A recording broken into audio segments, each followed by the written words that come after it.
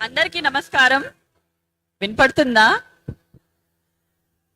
ఇప్పుడు సుమిత్ర గారు ఇన్ని డైలాగ్ చెప్పిన తర్వాత నేను ఏం చెప్పాలి నాకు అర్థం కావట్లేదు. మొదటిగా నేను హిందూపూర్కి 2014లో వచ్చాను. నాన్నగారు మొదటిసారి పోటీ చేసినప్పుడు.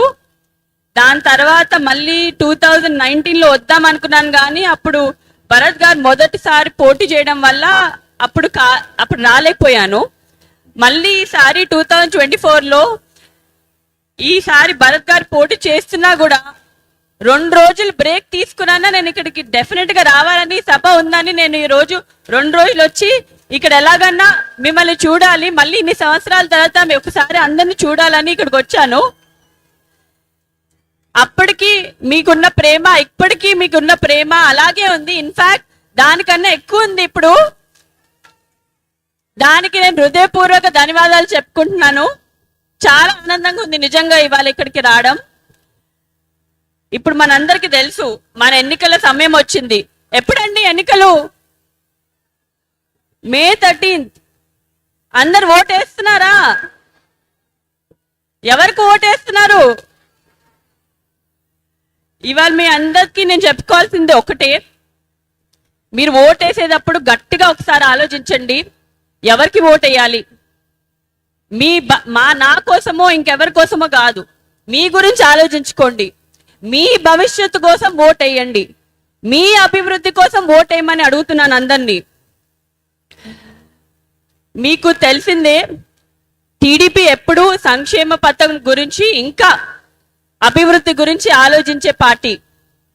ఇప్పుడు సంక్షేమం ఒక్కటే లేకపోతే అభివృద్ధి ఒక్కటే చేస్తే మనకి ఎప్పుడూ మనం జీవితంలో పైకి రాలేము. ఉట్టి సంక్షేమ పథకాలు ఉంటే మనం ఇవాళ బాగానే ఉంటాము, కానీ మన రేపు బాగుండాలంటే, ఒక కారు కొనాలంటే, ఒక ఇల్లు కట్టాలంటే అది సరిపోతుందా మీకు? అభివృద్ధి అనేది చాలా ఇంపార్టెంట్.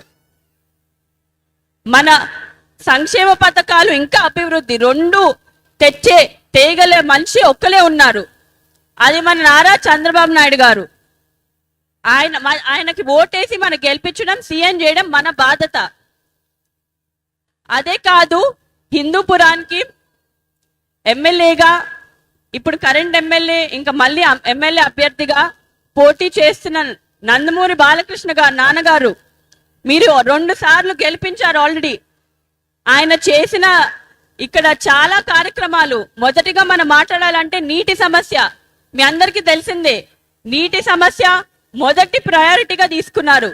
అదే కాకుండా అన్న క్యాంటీన్ పెట్టారు.